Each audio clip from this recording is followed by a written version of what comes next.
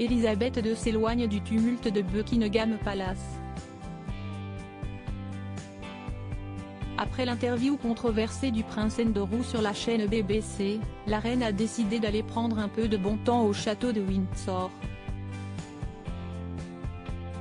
Et pour la monarque, quoi de mieux que de se changer les idées lors de promenades à cheval, comme lundi 18 novembre, rapporte The Sun. Ainsi qu'elle a été aperçue sur un cheval noir en compagnie de son majordome et confident Terry Pendry, vêtue d'un long anorak et coiffée d'un foulard sur la tête, comme elle a coutume de le faire.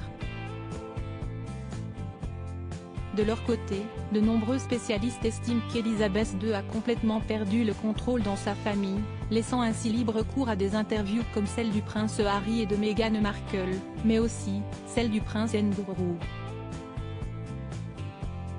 D'autant plus que si le résultat était mitigé pour le documentaire des premiers, le deuxième a provoqué un véritable tollé, notamment pour avoir clairement affiché un manque d'empathie, mais aussi de remords, vis-à-vis des victimes de Jeffrey Epstein.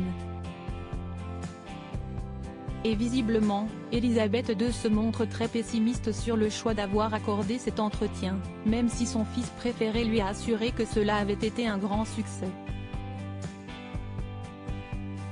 La reine est sous pression. Elle dit à tout le monde qu'elle va bien parce que c'est ce qu'elle fait, rapporte une source royale au Sun.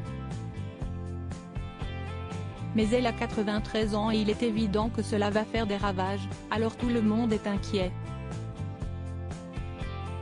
Elisabeth II vit l'une de ses pires années même si elle soutient le prince Andrew et le croit à 100% lorsqu'il affirme ne jamais avoir eu de relations sexuelles avec Virginia Giuffre. Voilà que cette dernière, plus remontée que jamais contre le prince Andrew, est bien décidée à contre-attaquer. Ainsi, la jeune femme de 35 ans qui accuse le duc de l'avoir forcée à avoir des rapports avec lui alors qu'elle n'avait que 17 ans, va bientôt donner une interview à la chaîne BBC pour démonter l'interview confession du fils de la reine. Elisabeth II est selon certains en train de vivre l'une de ses pires années. Et elle n'a pas fini d'aller se réfugier à Windsor.